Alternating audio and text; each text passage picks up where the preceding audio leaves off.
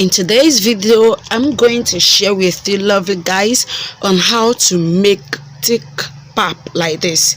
If you have ever been disturbed or disgraced by watery pap, then this video is for you. So here is the procedure proper. The first thing you need is the water. So here I'm going to show you two water. The water you're going to use is going to be lukewarm, and you get lukewarm water by mixing hot water and cold water. Then after that, you put your kettle on fire. So while the water is boiling, you bring the quantity of pap that you want. For now, I want to use just small pap for my baby. Then put it in the bowl. You can use any bowl, either stainless bowl like I'm using. Then pour in the lukewarm water. Remember I said lukewarm water. Then don't pour much quantity of water in it. So when you pour it, you begin to break the pap into pieces using your spoon or whatever you want to use, or a spatula, but I like to use this kind of iron spoon. Then you continue to mix together with the water to get something like a semi-thick content. So you continue mixing it together, and when you mix, you just watch it.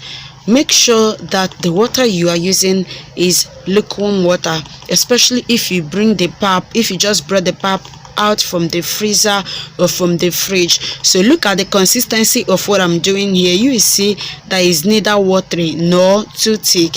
So when you do this, if it is too thick, you add more water, but if it is not too thick, you just go on like that. So, and another thing that I normally do to make sure, okay, it's too thick, so I'm going to add small water to it.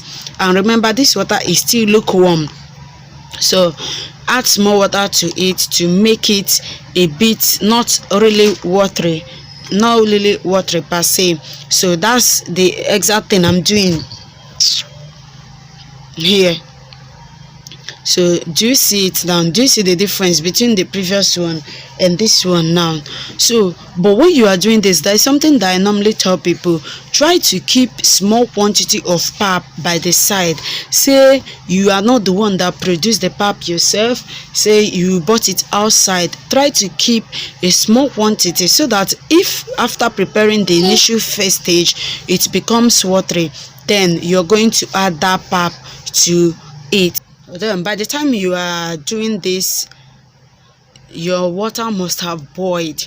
So when you are preparing the first stage, your water must have boiled. So I wanted to show you how to know whether your water have boiled or whether the water is not, but I can't see it here because I'm not using a ring light for this video.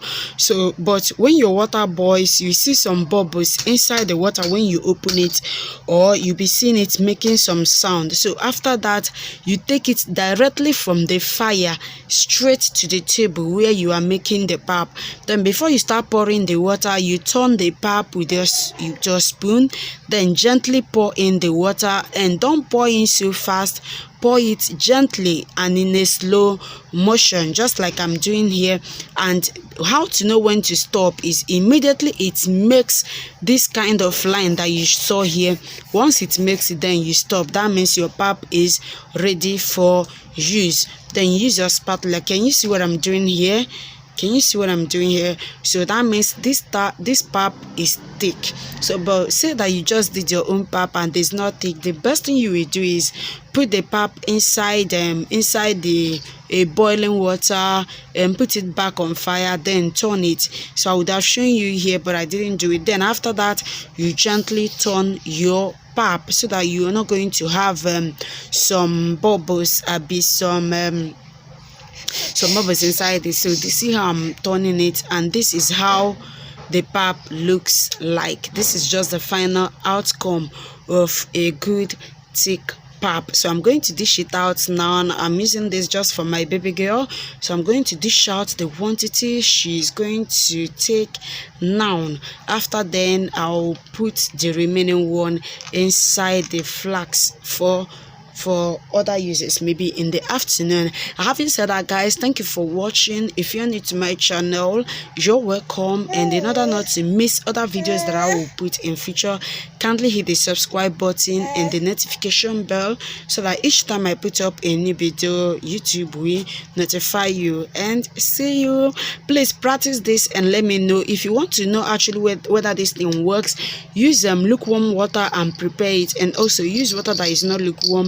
Let's see the difference, especially if you brought the pap straight from the fridge. Say you forgot to bring it out last night for it to cool down and you just brought it out this morning, just remember to use cold water to do it. So here is me pouring the pap inside a flask. I'm going to carry it to work, then we are going to use it subsequently either for lunch or for dinner. So see you, bye.